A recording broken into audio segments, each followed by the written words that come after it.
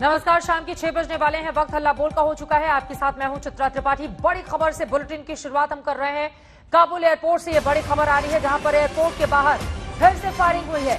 गोलीबारी की वजह से एयरपोर्ट के बाहर अफरा तफरी मच गई। लोग इधर से उधर भाग रहे हैं। हालांकि गोलीबारी किसकी ओर से हुई है, इसकी जानकारी स्पष्ट तौर पर सामने नहीं आई है। फायरिंग काबुल एयरपोर्ट के एंट्री गेट के बाहर हुई है। तालिबान ने भी एयरपोर्ट के बाहर अपने लड़ाकों की संख्या को बढ़ा दिया है। 3 अलग अलग तस्वीरें आपको हम दिखा रहे हैं। जब 26 अगस्त को काबुल एयरपोर्ट पर धमाका हुआ था, 100 से ज्यादा लोगों की जान चली गई थी। आज एयरपोर्ट के बाहर जो फायरिंग हुई है, जरा उसकी आवाज सुनिए। तड़तड़ाहट गोलियों की गूंज से पूरा का पूरा इलाका थर्रा उठा।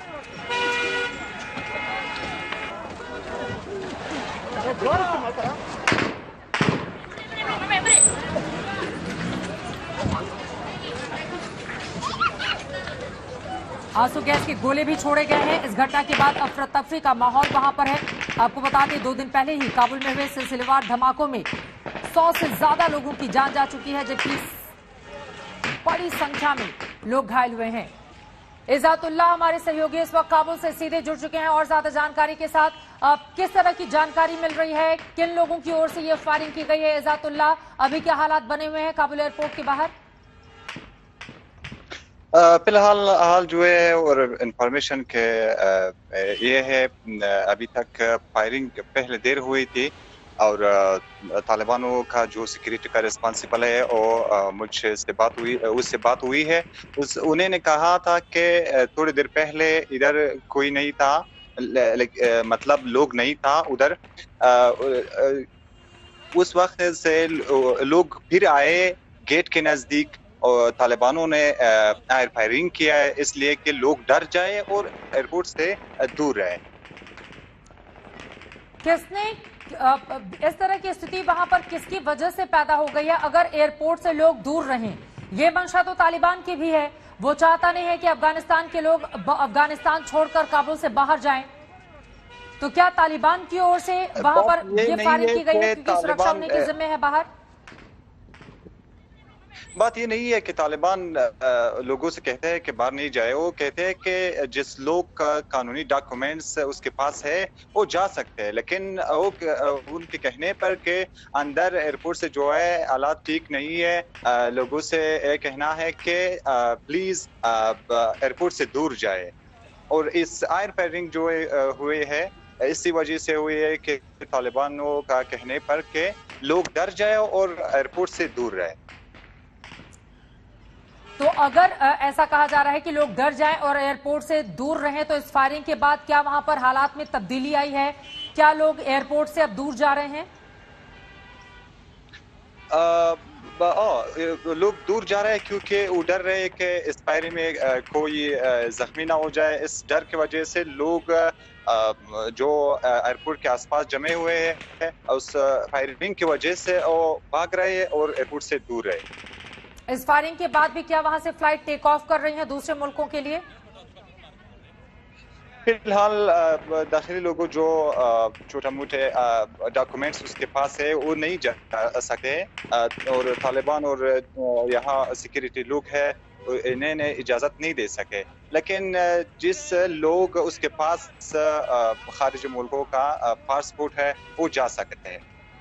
ठीक है, आप हमारे साथ बने रहिए। काबुल से हमारे संवाददाता इजातुल्लाह पल पल की जानकारी हम तक पहुंचाते हुए। ये तस्वीरें एयरपोर्ट के बाहर अफरा तफरी का आलम किस कदर पैदा हो गया, आप देखिए। एंट्री गेट के पास ये फायरिंग की गई है, उसके बाद आंसू गैस के गोले छोड़े गए, जिसके बाद डर और दहशत का आलम है। क्योंकि अभी 2 दिन पहले ही 26 तारीख को जो आतंकी हमला हुआ था आईसिस के की ओर से, जो हमला करवाया गया था, उसमें 100 से ज्यादा लोगों की जान चली गई, जिसमें 13 अमेरिकी सैनिक भी शामिल थे।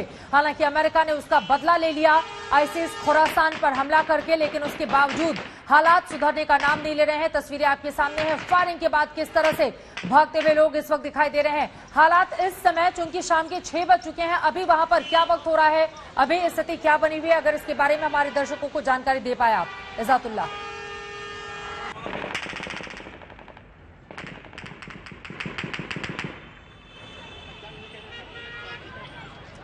इज़्ज़तुल्लाह हमारे सहयोगी काबुल से जानकारी देते हुए एयरपोर्ट के बाहर फायरिंग की तस्वीरें आपके सामने हैं। डर और दहशत का आलम वहां पर पहले से ही है, क्योंकि 2 दिन पहले जो आतंकी हमला हुआ था उसमें 100 से ज्यादा लोगों की जान चली गई थी।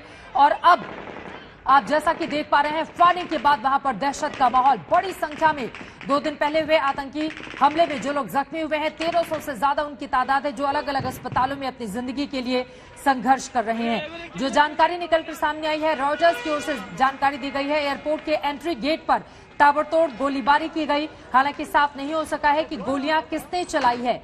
इसके अलावा लोगों पर आंसू गैस के गोले भी छोड़े गए हैं। घटना के तुरंत बाद लोग एक जगह से दूसरी जगह भागते हुए नजर आ रहे हैं। तस्वीरों में अफरा तफरी मचने की वजह से गाड़ियां बार बार हॉर्न बजाती हुई भी वहां पर दिखाई दे रही हैं।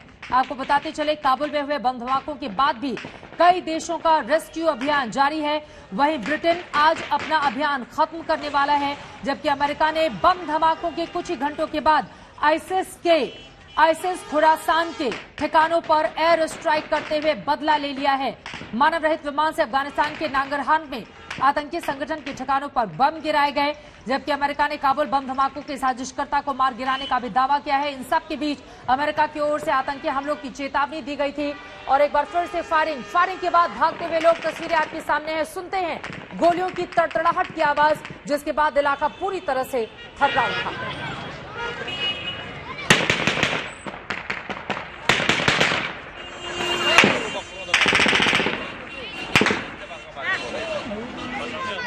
गोलियों की ये तड़तड़ाहट बताने के लिए काफी है कि हालात वहां पर कैसे हैं। इज़ातुल्लाह हमारे साथ काबुल से लगातार बने हुए हैं।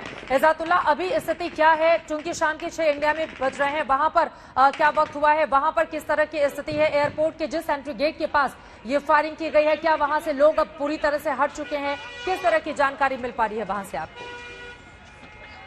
यहाँ से इधर 5 बजे है और जहाँ फायरिंग हुए तालिबानों के साइड से लोग डर रहे और इस डर की वजह से जो लोग एयरपोर्ट के आसपास जमे हुए हैं, इस डर फायरिंग की वजह से वो दूर चले जाएंगे और एयरपोर्ट से भाग गए, इसलिए कि वो जख्मी ना हो जाए, इस डर की वजह से एयरपोर्ट छोड़कर दूर जा रहे हैं।